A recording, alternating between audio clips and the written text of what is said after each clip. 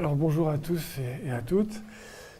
Donc comme Salim vous l'a dit, donc je suis Lotfi Hadjadj, j'ai publié un livre tout récemment aux éditions Fiat Lux, donc Les Ennemis de l'Humanité. Il est paru il y a quelques semaines, hein, c'est tout récent, c'est le 11 septembre qu'il est sorti. Donc je suis très heureux d'être parmi vous. J'aimerais remercier bien sûr Salim de m'avoir publié et invité. Et j'aimerais également remercier tous les organisateurs de cette conférence et tous ceux qui se sont déplacés aujourd'hui pour venir, pour venir écouter cette présentation.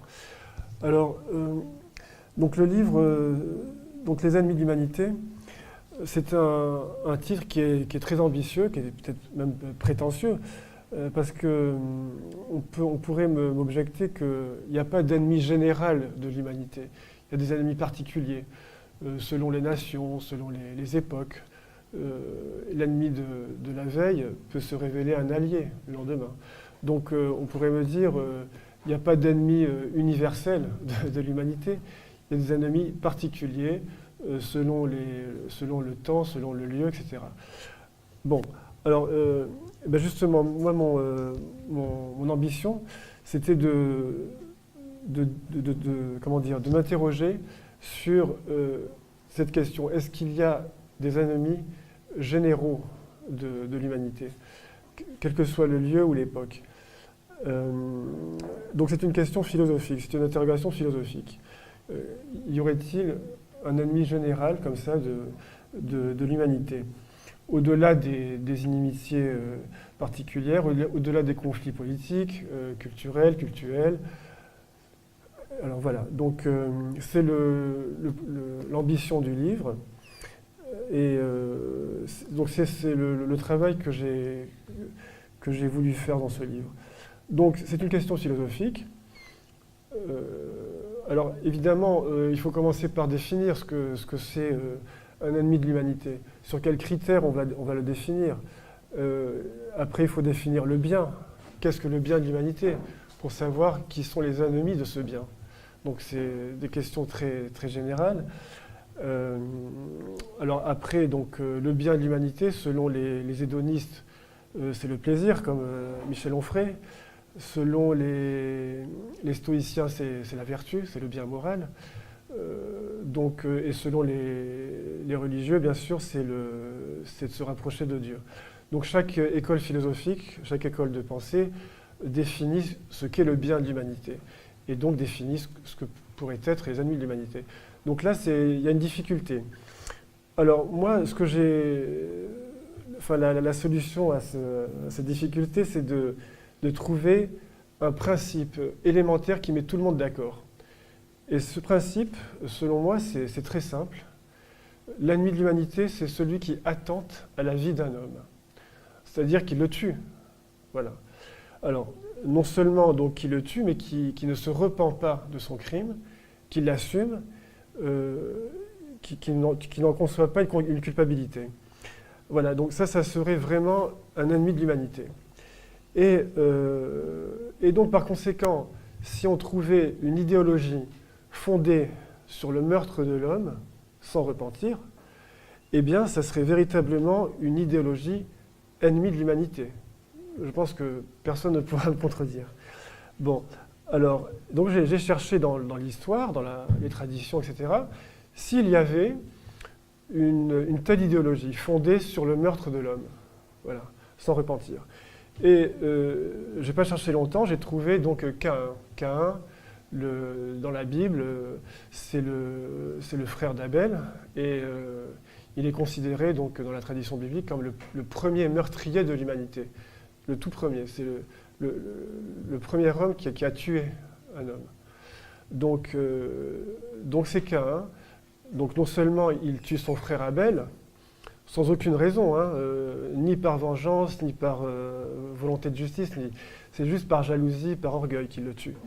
Donc c'est un crime évidemment impardonnable, et Caïn assume son crime, il ne se repent pas de son crime, Et donc, moi, pour ma part, je le considère comme le premier ennemi de l'humanité. Voilà. Et du coup, alors là où ça devient très intéressant, c'est que je me suis dit, mais s'il y avait une lignée, une descendance depuis Caïn, une lignée idéologique depuis Caïn, ça serait quoi aujourd'hui cette lignée? Est-ce qu'elle a traversé les siècles? Donc c'est la question que je me suis posée. Et donc j'ai cherché donc, dans la Bible, etc., la descendance de Caïn, de génération en génération. Et donc j'ai fait des découvertes vraiment stupéfiantes. Donc j'ai fait des découvertes stupéfiantes. Alors simplement, j'ai été aussi un peu arrêté dans mon élan, parce que dans la Bible, la lignée de Caïn s'arrête au déluge. Voilà. En revanche, dans le Coran, la lignée de Caïn continue après le déluge. Et certaines exégèses juives disent ça aussi, que la lignée de Caïn continue après le déluge. Donc mes recherches ont continué. Donc de génération en génération, j'ai retracé l'arbre généalogique, si vous voulez, de Caïn. Et alors ce qui m'a aidé beaucoup dans la restitution de cette lignée, c'est que le Coran révèle un lien entre le personnage d'Israël et le personnage de Caïn. Parce que l'Israël, c'est un personnage dans la Bible, c'est pas une nation. Au départ, en tout cas, c'est un personnage, Israël. Et donc, le Coran nous dévoile une information vraiment époustouflante, en tout cas insoupçonnée. Donc, le lien qu'il y a entre Caïn et Israël. Ce lien-là m'a beaucoup aidé c'est extraordinaire. Vous le verrez dans le livre. Je vous révèle pas ça pour vous donner le plaisir de découvrir tout ça dans le livre. Mais en tout cas, c'est grâce à cette information surprenante que j'ai pu reconstituer la lignée. Donc c'est une lignée maudite. C'est une lignée maudite puisque Caïn a été maudit par Dieu. Donc son crime n'a pas été pardonné. Caïn n'a pas demandé pardon, il ne s'est pas repenti. Donc Dieu l'a maudit et l'a condamné à une errance sans fin. Donc Caïn est maudit, il assume son crime, et toute sa descendance n'a pas cherché à se repentir du crime de leur ancêtre. Donc la lignée est maudite. Et cette lignée maudite, on trouve par exemple, dans cette lignée, on trouve Enoch. Alors il ne faut pas confondre le Enoch de la lignée de Seth et le Enoch de la lignée de Caïn. C'est deux Enoch différents. Voilà. Alors, donc le Enoch de la lignée de Caïn, avec un H, eh bien, figurez-vous que c'est celui dans la tradition, c'est ce qu'on dit. Enoch a initié la nomination des lieux et le décompte des temps. Voilà, la tradition dit ceci à propos d'Enoch. Et figurez-vous que ce Enoch, il est considéré par la franc-maçonnerie comme le premier initié. Voilà. Donc c'est pas une information négligeable. Donc Enoch, le premier initié. Alors on trouve cette information chez Albert Mackay. C'est un franc-maçon de haut degré, rite écossais, qui a écrit plusieurs livres sur la franc-maçonnerie. Et donc il nous dit que Enoch, c'est considéré comme le premier initié par la franc-maçonnerie. Ensuite, on trouve comme personnage Tubal-Caïn. Alors Tubal-Caïn, c'est la 3e ou 4e génération après Caïn. Alors lui aussi, Albert Mackay nous dit que le nom de Tubal-Caïn est utilisé dans des rituels maçonniques. Bon, alors je continue les générations, siècle après siècle. Et alors là, je trouve un personnage vraiment extraordinaire. C'est le roi Nemrod. Là, j'invente rien. Tout ça est vérifiable. Tout ça est vérifiable. Vous pouvez parfaitement le vérifier dans la Genèse, le premier livre de la Bible. Donc le roi Nemrod, donc arrière-petit-fils de Caïn. Donc c'est le premier tyran de l'histoire de l'humanité, selon la tradition biblique. Le premier tyran. C'est le fondateur de Babylone et de la tour de Babel. Donc c'est un personnage très significatif. Et ce roi Nemrod, les livres sur la franc-maçonnerie nous révèlent qu'il est un personnage majeur de la franc-maçonnerie. Donc ça fait beaucoup de références déjà à la franc-maçonnerie. Donc voilà les personnages très importants que j'ai découverts dans cette lignée idéologique. Alors ensuite on arrive au IIe siècle après Jésus-Christ. Et là je fais une découverte assez incroyable. Je découvre une secte gnostique, donc IIe siècle après Jésus-Christ, qui s'appelle les Caïnites. Alors, comme son nom l'indique, les Caïnites, ça vous pouvez le vérifier, hein, je n'invente strictement rien. Les Caïnites sont des personnes, donc c'est dans le Moyen-Orient que ça se situe, donc une secte qui adorait Caïn. Comme son nom l'indique, Caïnites, les adorateurs de Caïn. Voilà. Ils adoraient Caïn, tout simplement, et ils voulaient réhabiliter, alors non seulement Caïn, mais ils voulaient réhabiliter également tous ceux que l'Ancien Testament avait condamnés. C'est-à-dire, donc Caïn, Judas le traître, pas le fils de Jacob, Judas l'Iscariote, celui qui a vendu Jésus. Donc, réhabiliter Caïn, Judas, Nemrod, et alors, les Sodomites également, les habitants de la ville de Sodome. Voilà, je n'invente rien, je vous assure. Donc, ils voulaient réhabiliter donc ces personnages et ces gens donc de la ville de Sodome. Voilà, donc là vous avez une petite idée de ce que pouvait tramer cette secte. Alors, ce qui est intéressant, c'est de rentrer dans la doctrine des Caïnites et comprendre quelle était leur idéologie finalement. Donc, ces Caïnites divisaient l'humanité en deux groupes. Donc, le premier groupe, ils les appelaient les Béni Caïn.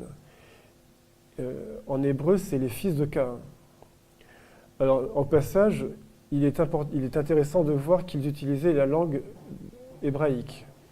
Donc le premier groupe, les Béni Caïn, c'était l'élite de l'humanité. Selon leur doctrine, hein. Donc, les fils de Caïn, précisément, les fils de Caïn sont l'élite de l'humanité. Ils sont destinés à être initiés au secret de ce monde. Ils sont destinés à jouir sans entrave morale de tous les biens ici-bas. Voilà. Voilà. Donc ça, c'est le premier groupe. Et le deuxième groupe, donc le reste de l'humanité, ce sont les prisonniers de la morale religieuse, les esclaves de la morale religieuse, dans leur logique à eux. Hein. Voilà. Et donc, ils sont esclaves de la morale, et ils sont esclaves surtout du premier groupe, voilà, qui, eux, n'ont aucune barrière morale pour tout. Pour les mœurs, pour la politique, pour la connaissance, etc. Et donc voilà comment les Caïnites divisaient l'humanité. Et alors je vais pas commenter, je vais pas vous faire un dessin, mais je pense que vous avez reconnu dans cette doctrine tout ce qui constitue l'idéologie actuelle de ce qu'on appelle les mondialistes, l'oligarchie mondialiste. Alors effectivement, dans cette idéologie des Caïnites, on reconnaît aisément l'idéologie franc-maçonnique dans tout ce qui concerne l'initiation, les secrets, donc ça c'est évident. On reconnaît aussi, incroyablement, on reconnaît mai 68 dans cette manière de jouir sans entrave, jouir sans entrave morale. Donc là c'est mai 68, et on reconnaît évidemment le lobby gay dans leur réhabilitation des sodomites. Donc on reconnaît tout ça finalement hein, dans la doctrine des Caïnites. C'est quand même extraordinaire. Hein. Donc vous avez quasiment toute l'idéologie des mondialistes, vous la retrouvez dans l'idéologie des caïnites. Voilà. Alors, donc on reconnaît cette nouvelle idéologie du nouvel ordre mondial. Donc on reconnaît la majorité des masses laborieuses, hein, et puis les esclaves, la majorité, et puis l'oligarchie. Voilà. C'est exactement la même doctrine. Donc une oligarchie ultra minoritaire et tout le reste de l'humanité qui est esclave de cette minorité, l'élite, entre guillemets. Alors, donc c'est quand même très, très surprenant une secte obscure du IIe siècle après Jésus-Christ qui comment dire, 2000 ans avant notre ère, avait déjà cette idéologie qui fait fureur aujourd'hui. Donc qui fait fureur, j'entends fureur au sens précis, quoi. Et donc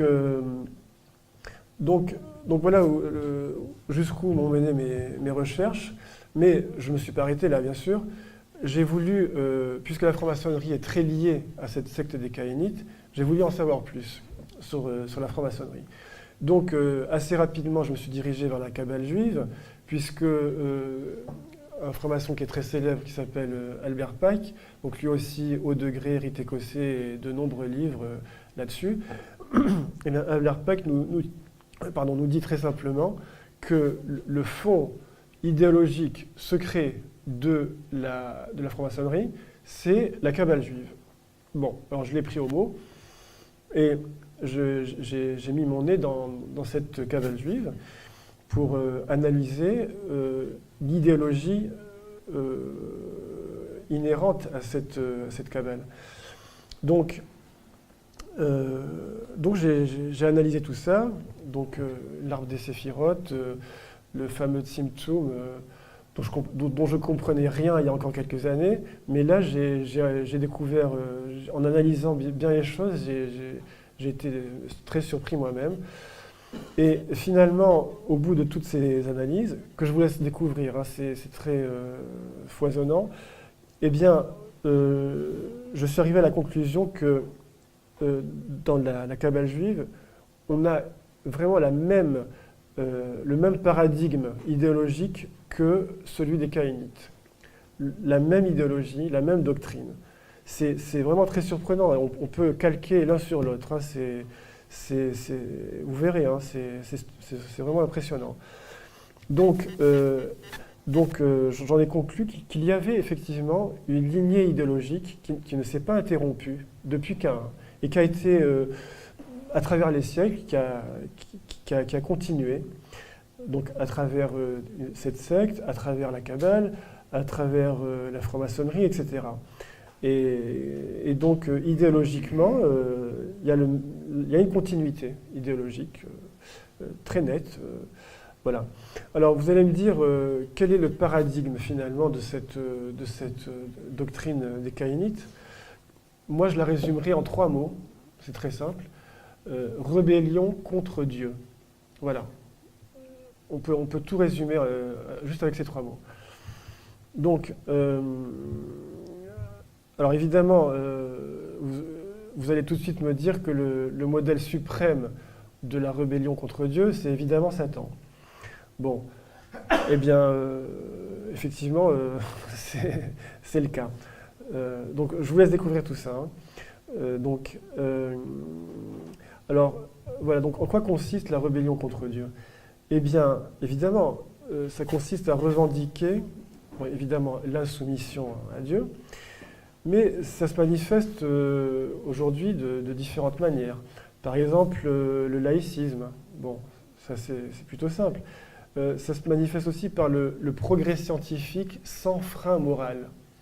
Ça, c'est une rébellion contre Dieu, sans frein moral. Donc ça aussi, c'est l'esprit caïnite. On se rebelle contre Dieu, c'est la liberté de l'homme contre la souveraineté divine, contre la volonté divine. Ensuite, la rébellion, c'est aussi l'esprit de transgression morale. Alors cet esprit de transgression, Jacques Attali nous a fait une déclaration là-dessus, assez récemment, en disant que les Israélites étaient à l'avant-garde de la transgression. Je crois que c'est ça. Donc c'est ça, l'esprit de transgression morale. Alors ça se manifeste aussi par une formule qui est très significative, c'est la liberté absolue de conscience. Cette expression-là, la liberté absolue de conscience, c'est une expression qui a été formulée par Daniel Keller, le grand maître du Grand Orient actuel. Il a fait cette déclaration donc, à la télévision, dans une émission Le Petit Journal, sur la chaîne Canal+.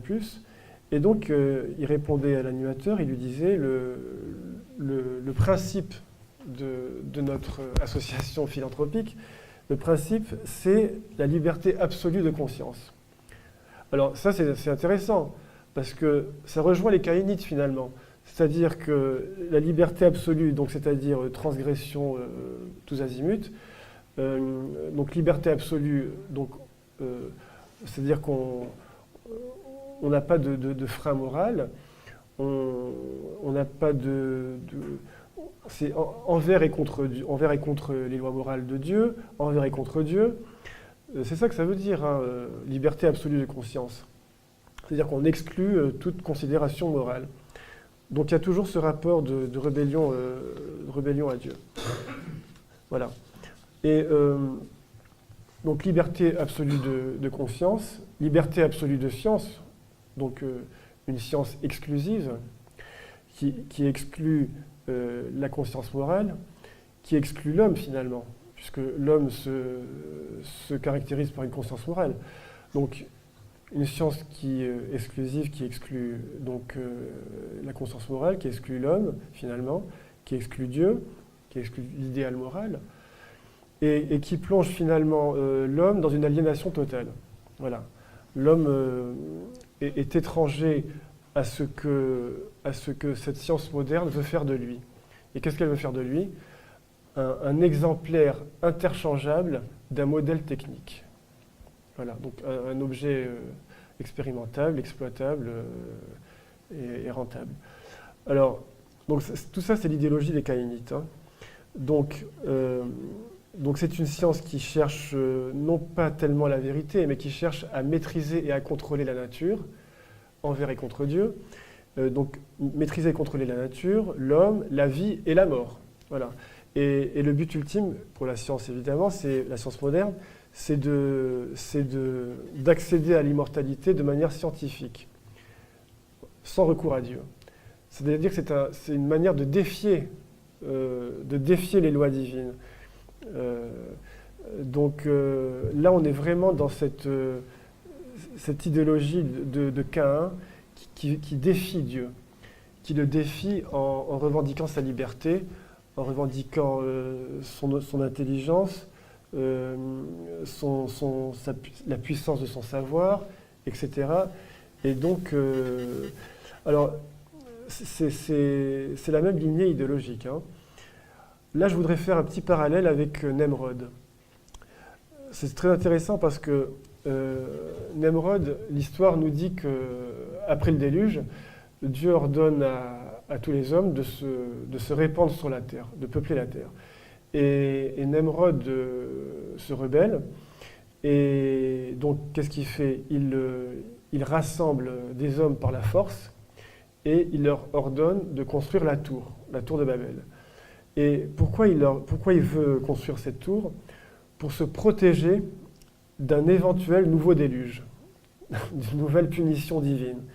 Et en disant que si la tour est assez haute, eh bien, elle nous protégera des flots, elle nous protégera de la punition divine. Donc en fait, Nemrod, il mise sur la force des hommes, sur l'intelligence des hommes, contre la volonté divine, contre Dieu. Donc c'est toujours les forces humaines, l'intelligence humaine, contre la puissance divine. Donc c'est toujours un défi. Nemrod défie Dieu. Donc on a toujours le même rapport de rébellion. Donc la liberté de l'homme contre la souveraineté divine. C'est toujours ce même schéma. Exactement. Alors, vous allez me dire, mais alors, quelle est la solution pour émanciper l'humanité de ses ennemis? Alors, effectivement, la solution, alors, est-ce qu'il faut envisager une solution collective? Ou alors est-ce que la solution, elle est individuelle? C'est-à-dire que chacun doit avoir une initiative personnelle pour s'émanciper, et que les solutions collectives, en général, c'est l'opium du peuple. Alors moi, je pense que les solutions collectives sont le plus souvent de l'opium du peuple, car le plus souvent, ces solutions collectives ne suscitent pas l'émancipation individuelle pour chacun. Donc par exemple, on a la science moderne qui promet l'émancipation universelle et matérielle de l'humanité contre le salut spirituel de l'âme individuelle, en disant tous ces trucs spirituels, c'est de la superstition. Donc elle disqualifie l'émancipation individuelle d'une certaine manière. On a aussi l'exemple de Marx et des marxistes. Alors eux aussi, ils promettaient scientifiquement une émancipation collective de l'humanité. Et quand il y avait un individu qui essayait de s'émanciper de manière personnelle, on le qualifiait de bourgeois. Voilà, c'est typique des marxistes. Donc l'émancipation doit être collective et jamais individuelle. Alors moi je pense que ces solutions collectives sont un opium du peuple. Et je pense que l'émancipation ne peut être qu'individuelle. Personne ne peut nous émanciper à notre place, ni l'État, ni la collectivité, ni la communauté. Alors maintenant, vous allez me dire les religions. Alors les religions ne sont pas un opium du peuple dans la mesure où elles suscitent en chacun de nous une volonté de s'émanciper, de sauver son âme, etc. Donc voilà, dans cette mesure-là, puisqu'elle suscite en chaque individu le désir d'émancipation, ce n'est pas le opium du peuple pour moi. Donc voilà, les ennemis de l'humanité, en fait, font tout pour enterrer toute émancipation personnelle. Voilà en quoi ils sont ennemis de l'humanité. Et on en arrive à un point extrême aujourd'hui. Cette solution collective, elle devient mondiale aujourd'hui. Donc c'est un projet d'un État mondial qui prendrait en charge l'humanité entière en lui promettant de l'émancipation. Donc là, on arrive à l'apothéose. Donc voilà qu'on arrive, donc un État mondial qui donnerait l'illusion d'une émancipation générale de l'humanité. Alors vous allez me dire, évidemment que cette émancipation mondiale, c'est un leurre. Et ce qu'on aura à la place, c'est plutôt une domination mondiale radicale. Voilà. Donc, alors maintenant, je vais rentrer, je vais vous dire très clairement que ce projet mondialiste, ce projet politique des ennemis de l'humanité, c'est très concret parce que, bon, déjà, ce projet de gouvernance mondiale, on a des déclarations fracassantes de Jacques Attali, par exemple, donc qui souhaite que Jérusalem soit la capitale de ce futur gouvernement mondial. Mais pas seulement Jacques Attali, on trouve aussi dans l'Ancien Testament des passages qui révèlent explicitement le projet politique de ce nouvel ordre mondial. Donc je me permets quand même au passage de préciser que il y a un grand penseur juif, un grand philosophe qui s'appelle Spinoza, qui a écrit un livre, Traité théologico-politique, et dans ce livre, il démontre très rigoureusement que l'Ancien Testament a été falsifié. Bon, on peut se fier à lui tout de même. Bon, donc le Coran dit que la Torah a été falsifiée. Bon, enfin, l'Ancien Testament. Eh bien, Spinoza dit ça aussi. Donc, alors il faut prêter l'oreille. Si ce texte de l'Ancien Testament a été falsifié, il a été falsifié par les ennemis du judaïsme. Alors, et donc, moi, je montre dans ce livre que c'est ces ennemis de l'humanité qui ont falsifié ce texte. Et donc, voilà, donc je vais vous lire quelques extraits qui vous allez très vite comprendre. Donc, c'est un projet qui est confirmé par la franc-maçonnerie, puisque le but avoué de la franc-maçonnerie, c'est la reconstruction du temple de Salomon à Jérusalem. Donc vous voyez, il y a une convergence idéologique absolument incontestable. Alors la reconstruction du temple, c'est aussi le projet ultime du sionisme religieux, surtout après 67. Donc voilà, donc tout converge, toutes les pièces du puzzle sont emboîtées les unes dans les autres. Alors je vous lis donc c'est le livre d'Ésaïe, précisément, le livre d'Ésaïe. Et donc, dans ces passages-là, c'est Dieu qui est censé parler par la bouche du prophète Ésaïe. Et donc, voici ce que dit Ésaïe au peuple d'Israël à Jérusalem. Alors, chapitre 61 du livre d'Ésaïe, versets 5 et 6. « Des étrangers seront là et feront paître vos troupeaux. Des fils de l'étranger seront vos laboureurs et vos vignerons. » Donc, ça veut dire qu'on sera leurs esclaves. Ensuite, vous mangerez les richesses des nations et vous vous glorifierez de leur gloire. Donc, je n'ai pas besoin de commenter. Vous mangerez les richesses des nations et vous vous glorifierez de leur gloire. C'est un texte sacré, ça. C'est pas le Canard enchaîné, ça. C'est un texte sacré. Bon, alors, ensuite, chapitre 60, versets 10, 11 et 12. « Les fils de l'étranger rebâtiront tes murs, et leurs rois seront tes serviteurs. » Donc, c'est-à-dire que les nations seront les esclaves, hein, et les chefs de ces nations seront des laquais, comme ce qu'on peut voir aujourd'hui. Voilà. Alors, ensuite, tes portes seront toujours ouvertes, elles ne seront fermées ni jour ni nuit, afin de laisser entrer chez toi les trésors des nations. Donc ça, c'est quoi? C'est la machine économico-financière qui tourne en permanence. Hein. Donc, tes portes ne seront fermées ni jour ni nuit. Donc, les trésors des nations iront chez toi. Donc, c'est la mondialisation de la finance et de l'usure au profit de Jérusalem. Le texte, je n'ai pas besoin de commenter, hein, c'est explicite. Alors je continue. Donc afin de laisser entrer chez toi les trésors des nations et leurs rois avec leur suite. Donc là, les chefs des nations seront les laquais, les serviteurs de Jérusalem. Voilà. Alors je continue.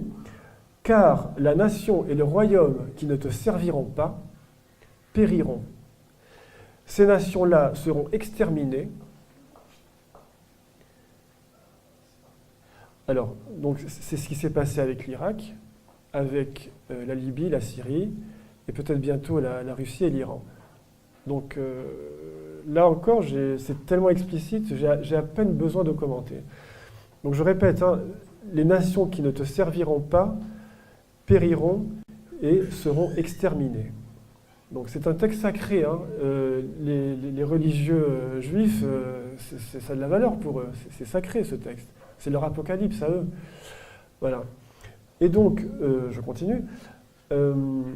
Donc ça c'était l'objectif politique. Hein. Alors maintenant, je vais indiquer rapidement par quels moyens ils comptent arriver à ces objectifs politiques.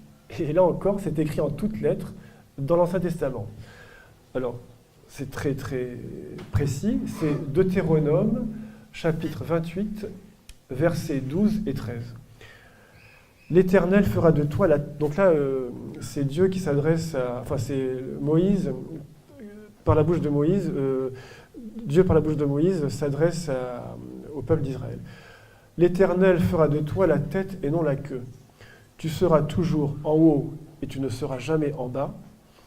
Tu prêteras à beaucoup de nations et tu n'emprunteras point. Donc, ça veut dire que... donc, quand il dit tu prêteras, c'est de l'argent, il parle d'argent là.